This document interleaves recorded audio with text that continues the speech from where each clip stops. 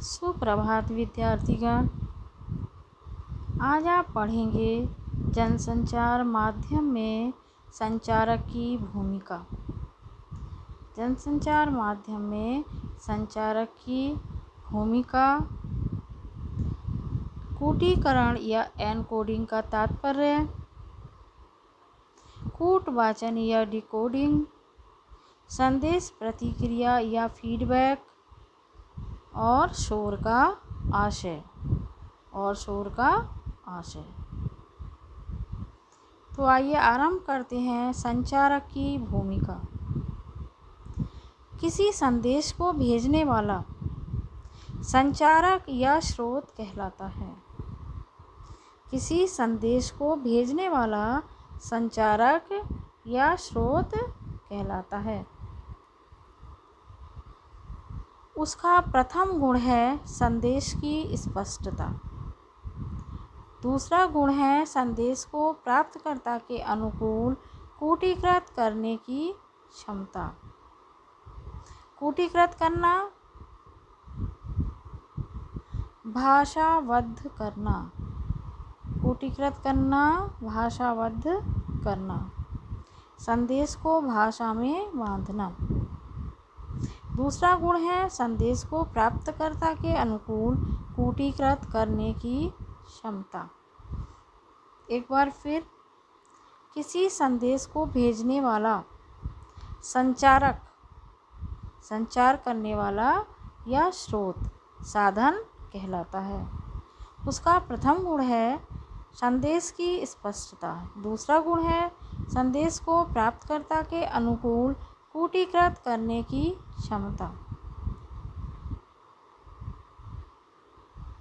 अगला है कूटीकरण या एनकोडिंग क्या है। कूटीकरण या एनकोडिंग का तात्पर्य। संदेश को भेजने के लिए शब्दों, संकेतों या ध्वनि चित्रों का प्रयोग किया जाता है। भाषा भी एक प्रकार का कूट चिन्ह है या कोड है।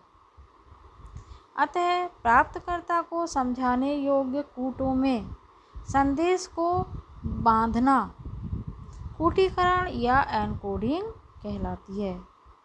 अतः प्राप्तकर्ता को समझाने के योग्य कूटों में संदेश को बांधना कूटीकरण या एनकोडिंग कहलाती है। एक बार फिर बच्चों, संदेश को भेजने के लिए शब्दों, संकेतों या ध्वनि चित्रों का प्रयोग किया जाता है। भाषा भी एक प्रकार का कूट चिन्ह है या कोड है। अतः प्राप्तकर्ता को समझाने योग्य कूटों में संदेश को बांधना कूटीकरण या एनकोडिंग कहलाती है। सफल कूटीकरण उसे कहेंगे जिसमें संप्रेषण बिल्कुल स्पष्ट हो। जिसमें संप्रेषण बिल्कुल स्पष्ट हो। संचारक जो कहना चाहता हो, प्राप्तकर्ता संदेश को उसी रूप में ग्रहण करे।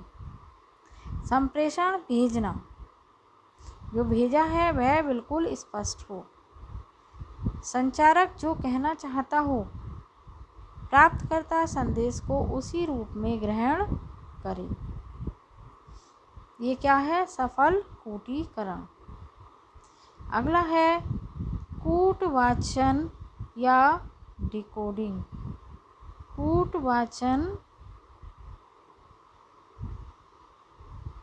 कूटवाचन या डिकोडिंग। कूटीकरण की उल्टी प्रक्रिया कूटवाचन कहलाती है। कूटीकरण की उल्टी प्रक्रिया कूटवाचन कहलाती है। इसके माध्यम से संदेश का प्राप्तकर्ता कूट चिन्हों में बंधे संदेश को समझता है। इसके लिए आवश्यक है कि प्राप्तकर्ता भी कोड का वही अर्थ समझता हो जो कि संचारक समझता है। कूटवाचन या डिकोडिंग।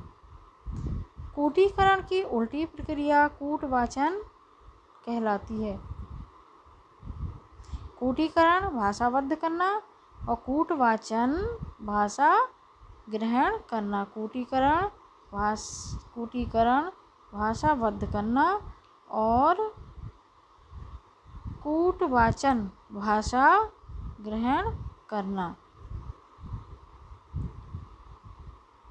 तो कूटीकरण की उल्टी प्रक्रिया क्या होती है? कूटवाचन भाषा ग्रहण करना। इसके माध्यम से संदेश का प्राप्तकर्ता कूट चिन्हों में बंधे संदेश को समझता है। इसके लिए आवश्यक है कि प्राप्तकर्ता भी कोड का वही अर्थ समझता हो जो कि संचारक समझता है। अगला है संदेश प्रतिक्रिया या फीडबैक। कूटीकृत संदेश के पहुंचने पर प्राप्तकर्ता अपनी प्रतिक्रिया प्रकट करता है। यह आवश्यक है।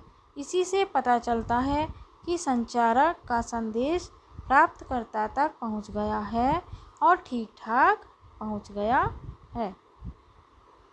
कूटीकृत संदेश के पहुंचने पर प्राप्तकर्ता अपनी प्रतिक्रिया प्रकट करता है। यह आवश्यक है। इसी से पता चलता है कि संचारक का संदेश प्राप्तकर्ता तक पहुंच गया है और ठीक पहुंच गया है। अगला है शोर का आशय। शोर का आशय संचार प्रक्रिया में किसी प्रकार की भी बाधा आने को शोर कहते हैं। संचार प्रक्रिया में किसी भी प्रकार की बाधा आने को शोर कहते हैं। नॉइज़, जिसे अंग्रेजी में कहते हैं नॉइज़। यह बाधा संचारक की मानसिक अस्पष्टता या अनिच्छा को लेकर भी हो सकती है। यह बाधा संचारक की मानसिक अस्पष्टता या अनिच्छा को लेकर भी हो सकती है। ठीक कूटीकरण न कर पाने के कारण भी हो सकती है। जैसे ठीक तरह से भाषाबद्ध न किया गया हो संदेश, तो इस कारण भी हो सकती है। गलत कूटवाचन के कारण भी हो सकती है और प्राप्तकर्ता की अक्षमता, तकनीकी खराबी या आसपास के शोर के कारण भी हो सकती है।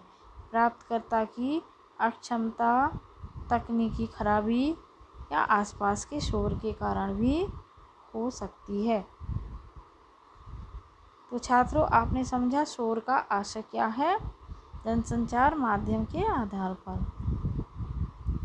धन्यवाद।